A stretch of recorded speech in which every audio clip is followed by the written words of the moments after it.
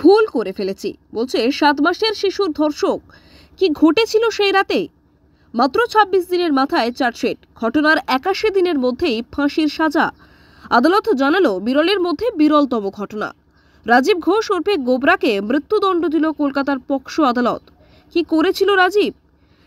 এক 7 মাসের শিশু কন্যাকে ধর্ষণ করেছিল সে। কলকাতায় বড়তলায় শিউরে ওঠার মতো নারকীয় ঘটনা।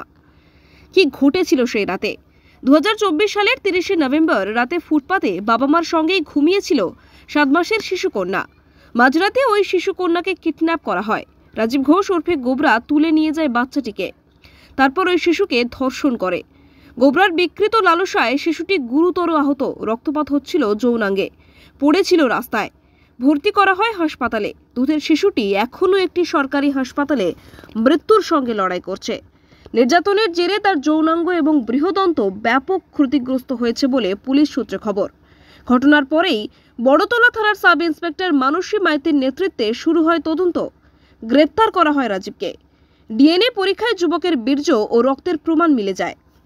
আদালতে শুনানির পর রাজীব ঘোষ নামে ওই যুবক বলে, ভুল করে ফেলেছি, আমাকে যেন কম সাজা দেওয়া হয়। সরকার পক্ষের আইনজীবী বিভাস চট্টোপাধ্যায় বলেন, এই অপরাধী যে কাজ করেছে তা ক্ষমার অযোগ্য। তাই কোনো অবস্থাতেই বিষয়টি লঘু করে দেখা উচিত নয়।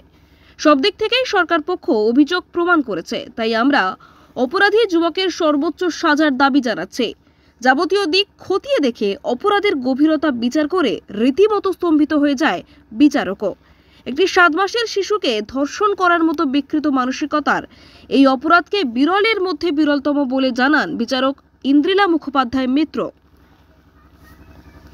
গত বছর 4 ডিসেম্বর ঝাড়খণ্ড থেকে অভিযুক্ত রাজীব ঘোষকে গ্রেফতার করে পুলিশ। 26 দিনের মাথায় আদালতে চার্জশিট জমা দেওয়া হয়। রাস্তার সিসি ক্যামেরার ফুটেজ দেখে যুবককে চিহ্নিত করা হয়েছিল। ভারতীয় ন্যায় সংহিতার 137(2), 65(2) এবং শিশু সুরক্ষা আইনের 6 নম্বর ধারায় দোষী সাব্যস্ত করা হয় তাকে। বিচারক দোষী সাব্যস্ত ওই যুবককে বলেন, ঘটনাটি বিরলের মধ্যে বিরলতম, যা ভাবলে আমাদের শিহরিত হতে হয়। ঘটনার নৃশংসতা ও ভয়াবহতার কথা মাথায় রেখেই আপনাকে মৃত্যুদণ্ডে দণ্ডিত করা হলো। পাশাপাশি ভারতীয় ন্যায় সংহিতার যে সমস্ত ধারায় মামলা করা হয়েছে সেই অভিযোগও সব দিক থেকে প্রমাণিত হয়েছে। তাই সেই অপরাধে আপনাকে সাজা দেওয়া হলো। আপনি দেখছিলেন কলকাতা দর্পণ। আমি সারিয়া।